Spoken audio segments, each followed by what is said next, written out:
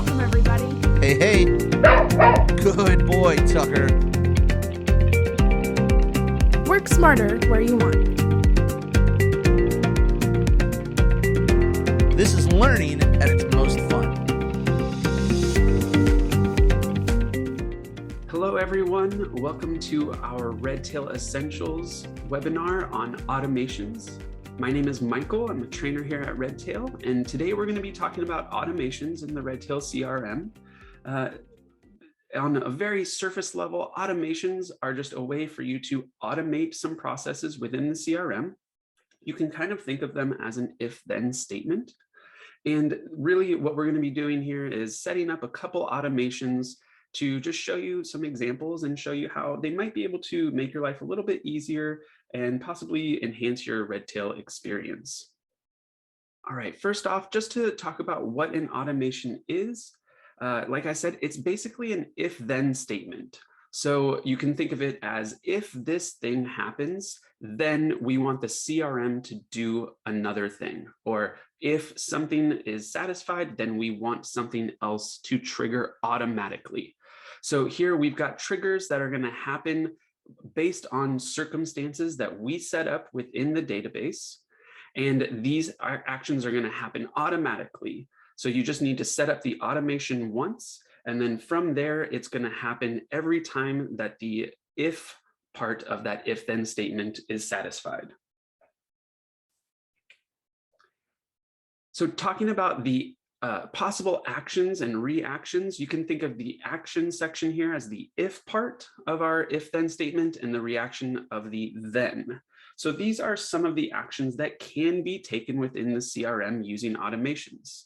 So we're able to fire or trigger an automation when things happen in the CRM, like when an address is added or changed, a phone number is added or changed, or an email is added or changed, as well as anytime a contact, an activity, or an account is added to the CRM, as well as anytime a name or status of a contact is changed. Then the reactions, those are going to be the actions that the CRM is going to take in response to the action that you are taking as a user. And what the CRM is able to do is it's able to either email a user or a team of users. It can link a workflow from a workflow template that has been created in the database. And it's also able to set fields or permissions for a contact record. So we're going to look at a couple different examples today. These three examples are what we're actually going to build out in the database in a CRM. And we'll show how these work and how to set them up and go through that entire process. So the three examples we're going to be doing today or showing today are when you add a contact, how you can have that trigger to automatically set a permission for that contact. Permissions are visibility, so who is able to see that contact in your CRM. We're also going to go over an example of when a status is changed for a contact, having the CRM email a user or a team. And this is going to be a notification of this action happening. So whenever a status is changed, that user or team is going to get an email automatically from the CRM and notify them of that change that happened.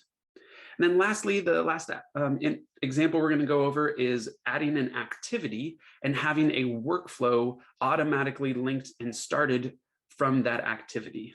So this is really, really useful when you have some sort of activity coming up that might require some preparation either before, during, or after that activity, like a client review, where maybe you're doing some things to prep for the client review. Maybe you have some actions that need to be taken on the day of the client review and things after the review as well, maybe some follow-up. So it's not just the activity that you're thinking about, it's the whole process. So this is going to connect that process or that workflow to the activity so that nothing falls through the cracks. All right, so we're just going to jump into the CRM now. And I have got this database here. I'm logged in as Tucker.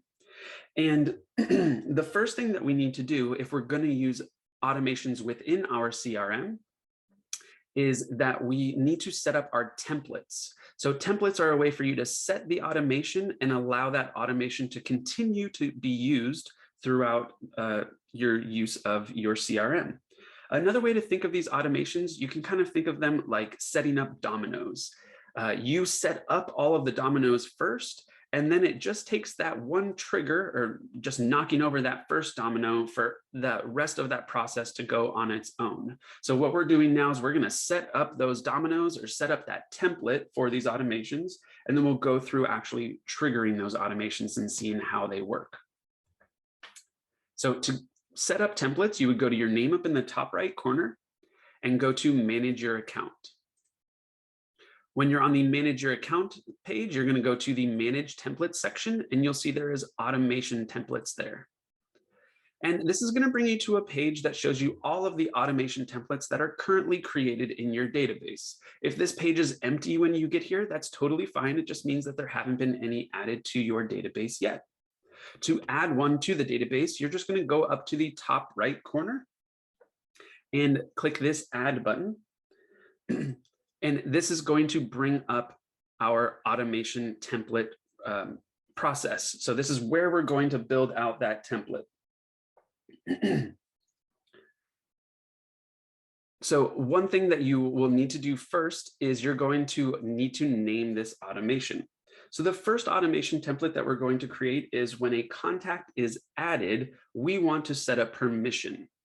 And the way that we're going to do that is based off of the servicing advisor for that contact. So we need to name this automation. So we can name it. I always say that it's best to just be very, very straightforward with these naming procedures. So I'm going to say set permissions for servicing advisor. And we're going to set this for a specific servicing advisor. So I have notated the advisor that we're making this for, because this is only going to work for that one advisor. And we can set up multiple automations for all of our different advisors. So the trigger event that I have for this is when a contact is added. And you can see here that these trigger events that are listed, these are all of the events or triggers in the CRM that can start an automation. So you can see anytime an account, activity, or contact is added, or if we have things that are being added or changed, either addresses, emails, names, phone numbers, or statuses for contacts. Those will all trigger automations, as well as these two integrations that we have, this Money Guide Pro Send To and an open account with Orion. Those are the only integrations that can trigger an automation. So just keep that in mind when you're setting these up. But for this one specifically, we're going to choose when a contact is added. So right now we have just our name and our trigger event of contact added, and then we're going to go to our next tab of do this action. So this is the if part, right? If a contact is added, then we want to do this action. So do this action, we're going to see the action type. And again, these are the actions that can be taken by an automation. So we can either email a user or a team, link a workflow from an active template, or set a field or permission for a contact record. So right now, what we're going to do is we're going to set permissions. And once we choose that, this action item menu is going to update, and it's going to ask us, do we want to set it for a user or for a team? Well, I want everyone on a team to be able to see a contact. So I'm going to choose team, and then I'm going to choose that specific team. So I'm choosing Tucker's team because we're setting this up for contacts that have Tucker as a servicing advisor. So we want to make sure that everyone on Tucker's team is able to see those contacts. Now, the last part of this automation is the if all conditions true and if any conditions true tabs. And these are the part of the if then statement where it's really the if then, but only when. This is the but only when section. So you are able to set up conditions because we don't want this automation to fire every time a contact is added. We only want it to fire when a contact is added for Tucker. So we are using the servicing advisor field to notate which clients belong to which advisors or which contacts belong to which advisors.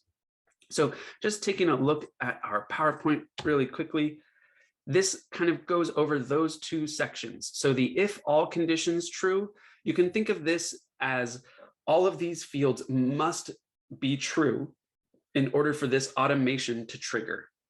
So this is kind of like an and section. So you can see, you can use this to use different combinations of fields or conditions.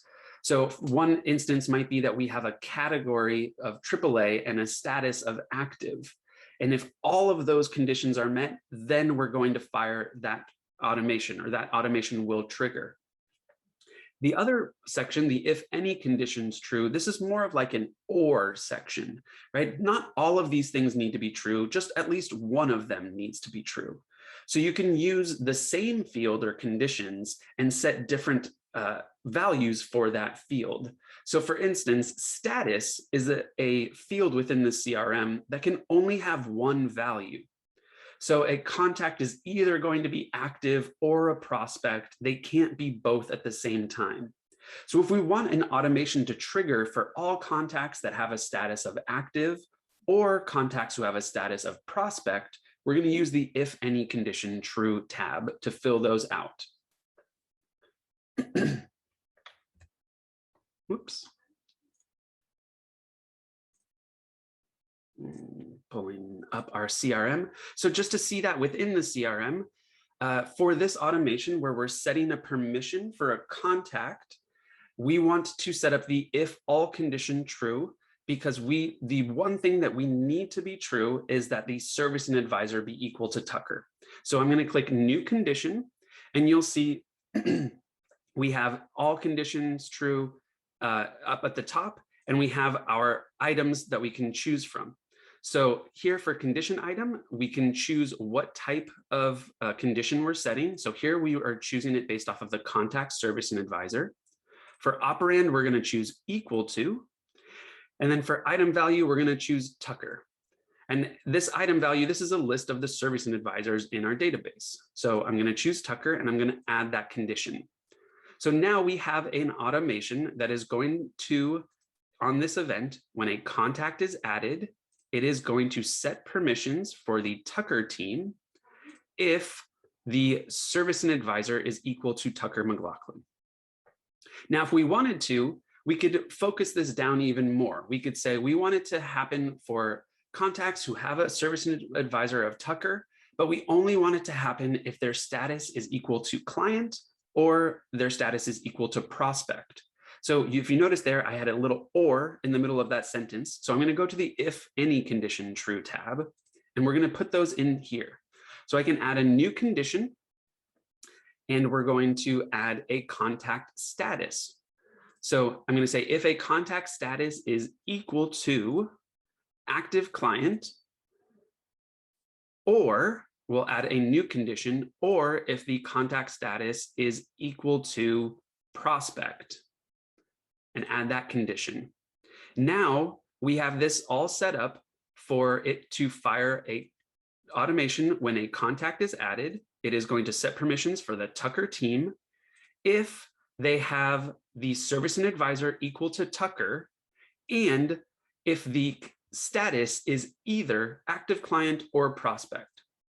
So this might not be what we want. Maybe we just want it to happen for all clients, regardless of their status. That's perfect. We can just remove these conditions by clicking this red button here, or this red X on the right side. So now that I've created that automation, or now that we've set that all up, I'm going to create the automation. And we'll see now that this automation is in our list of active automations, right? Set permissions for service and advisor Tucker. We have that name, and we have the trigger event of contact added, and we can see it is an active automation. So let's test this out. I'm going to add a new contact. I'm just going to go up to my quick add button up here in the top, and we're going to go to contacts to add a new contact. I'm going to add an individual, and I'm just going to add myself here. Let's say we add Mike Bo, and I could add more information if I wanted to, but really the most important thing is that under contact details, I have a service and advisor of Tucker, because that is the condition that is going to fire this automation when a contact is added. So if I have that, that's all I need for this automation. I'm going to go down to the bottom and click Save Contact. And now we are on that contact record with a service and advisor of Tucker. So we should be able to see that permission being added. If we go over to this left side menu and go to more, and then go down to permission/roles, we can now see that the Tucker team permission has been automatically set for the Mike Bow contact record. So this is just seeing this in action of anytime a contact is added with that specific service and advisor, it's going to automatically create that permission. And we want that to happen on a contact being added so that there isn't any time between the contact added and when the permissions are set up, just to make sure that no one else can see this contact in that middle time. Something also to note here is that the trigger for this automation specifically was when a contact was added with this service and advisor. So if I have a contact and I edit that contact and I change the service and advisor to Tucker and I update that contact record to a service and advisor of Tucker, that won't fire that, that won't trigger that automation we just set up. If you wanted that, you would have to trigger it off of a field being changed, but we're triggering it off of a contact being added. All right, so just going back to our PowerPoint here, looking at our examples that we're going to go through. So we just did the add contact set permission. The next one we're going to do is anytime a status is changed, we're going to have the CRM email a user or a team. And I do just want to point out here, this is just kind of reiterating what we already talked about those conditions. This if all conditions, we want to be a little bit more specific. These are specific guidelines that need to be met. Where the if any conditions, since this is an or, we can add a few more things here. And as long as one of those things is satisfied, that automation is going to be triggered. All right, so pulling up our CRM for the second example, we're going to create another automation template. So I'm going to go up to your name up in the top right corner and manage your account. Within manage templates, we're going to go to automation templates. And I'm going to add a new automation. The second automation we already talked about. This is anytime a contact status is changed, we want to email a user or a team. So the example I'm going to use is anytime a status is changed to inactive or deceased, we want to email a team of users, and we want to email the team that is working with that client. So we're going to maybe use the service and advisor to help us narrow that down a little bit.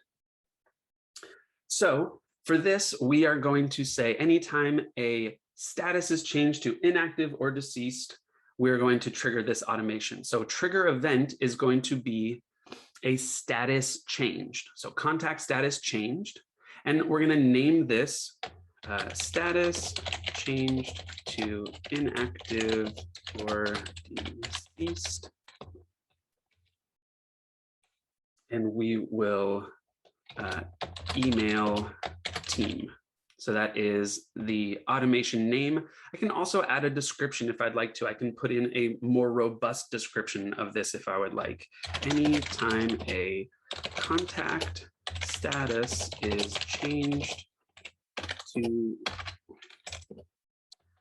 inactive or deceased, CRM will send a notification email to users on Tucker's team. So just a little bit more of a description of what's going on here for this specific automation. So we have our if statement, right? If a contact status changed, we're going to move to our do this action to set up the then portion. So here we want to email the team, specifically Tucker's team. So we're going to use email user, not email user, email team. And the action item is going to ask us what team do we want to email. So I'm going to choose Tucker's team. And then we're going to set our conditions. So I did say that we only want this to happen for users, or for contacts that have Tucker as a service and advisor. So we're going to go to if all conditions true, and we're going to add that as a condition. So we're going to say a contact service and advisor equal to Tucker McLaughlin. We're going to add that condition. So this is only going to fire if the contact servicing advisor is Tucker, but we want it to fire under a couple of conditions. So not every time a status is changed for Tucker, only if the status is equal to inactive or deceased. So since those are the same field, we're going to set those up under the if any condition true tab. This is our or section, right? So I'm going to do new condition, and we'll set condition item of contact status equal to, and we will do inactive client as our first condition. And then we're going to add another condition of contact status equal to, and we will choose prospect. So I'm going to add that condition. And now, excuse me, anytime, just to go through this linearly, anytime a contact status is changed, if the contact has a servicing advisor equal to Tucker, and if the status has been changed to inactive or prospect, it is going to email the Tucker team. So now that we have this all set up, let's take a look at that automation in action. So I'm just going to go to one of our most recently viewed contacts. I'm going to pull up Tim Taylor here. And we can see that Tim has a status of active client currently and a service and advisor of Tucker. So we know that this is going to fire for Tim because he has a service and advisor of Tucker. And the only other thing that would happen is we would change the status. So we're going to update this status by clicking edit, going to status, and let's change this to inactive client. So we want to notify our team that this contact is now inactive. So when we update this contact details, the system, the CRM, is going to send out an email to all of the users on Tucker's team. Now, we're not going to see that in action for this automation, but just to show you what that email looks like, it's going to look like this. You're going to get an email notification, and it's going to tell you the trigger event, the conditions that were set, or the conditions that were met, and the contact name and status that it was changed to. So it's a fairly simple notification. It's just notifying everyone on that team that this thing happened. But this is what that email is going to look like. The last automation that we're going to talk about today, and just to pull that up here, the last example we're going to go over is this add activity and start workflow.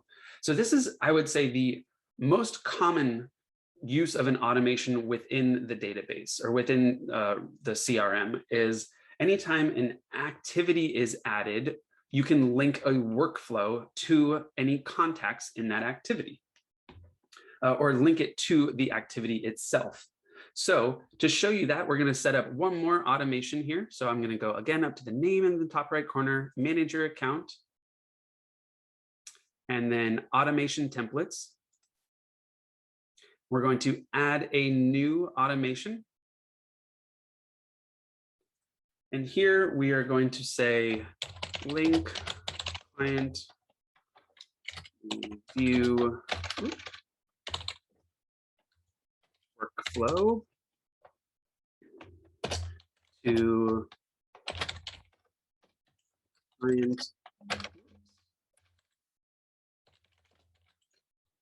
client review activities. Wow, okay, I can spell.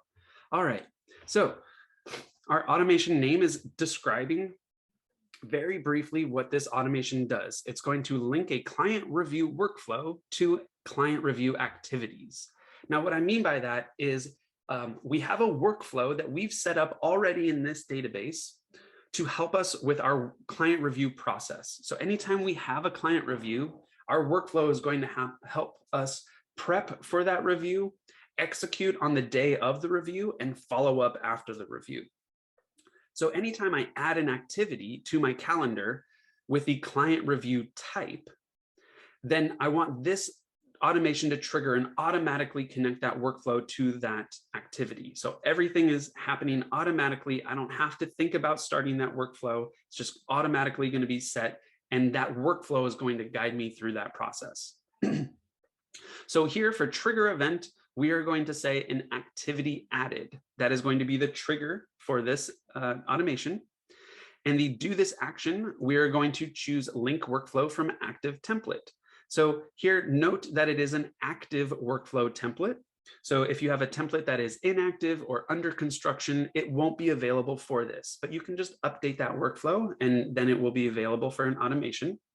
If you have any questions about how to set up workflow templates, we have another recorded webinar on our workflow templates, as well as a workflow series. That's a 4-part video series that goes through the entire process of setting up, creating those workflows, and implementing them in your CRM. So I would recommend checking those out if you have questions about workflows. So we're going to set that workflow from the active template. You can see our action items have updated, and now they're showing us our active workflow templates. So I'm going to choose the client review workflow. That's one that we have set up already in our database. And I'm going to set up our conditions. Now, in this situation, I only want this to happen when the activity that I'm adding has a client review type. So if I go to if all conditions true and I add a new condition, you'll see now that the conditions are activity-based, right? They're no longer contact-based because this automation specifically is regarding an activity being added. So our conditions are specific to activities. So I'm going to choose activity type. I'm going to choose equal to, and I'm going to choose the client review activity type. Now, all of these activity types are types that we have customized and added custom to our database. So if you don't have it, then you can either add it in the manage database lists area if you're an admin, or you can have an admin add that for you. If you don't use type to talk about the type of activity that it is, maybe you use activity category, that's okay. You can just choose category as the condition item instead of type and set that value the same way. So we're going to add this condition. And that is all I want to set up, because we don't want to specifically make this for a certain service and advisor. We want this to be available to all users in the database. So I'm going to create this automation. And we can see that automation is going to be here in our, excuse me, in our list here. We have link client review workflow to client review activities. And I'm just going to show that in action as well. I'm going to pull up Tim again. And Tim, you can see, has 0 active workflows at the moment. But I'm going to add an activity to Tim. So I'm going to click this quick add button up here and go to activities. And we're going to create an activity. We can say it is for Tim Taylor. We're going to change the subject to Tim's client review. But the most important thing here is that I need the type to be the client review type, because that's what the automation is based off of. Once I create that activity, the CRM is going to create the activity. And now we can see we have some active workflows here. So this is probably looking, this is 2 active workflows. We might actually have 2 automations set up that are triggering these. So that just requires a little bit of cleanup on our part within our database.